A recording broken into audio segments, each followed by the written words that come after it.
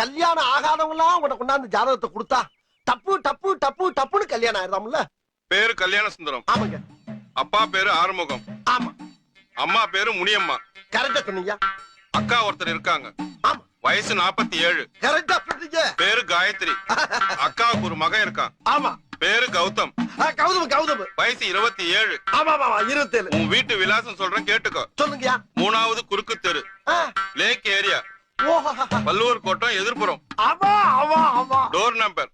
ஐயோ. பழசு 13, புதுசு 32. ஆமாங்க. மேல சொல்றேன் கேட்டுக்கோ. சொல்லுங்க சொல்லுங்க.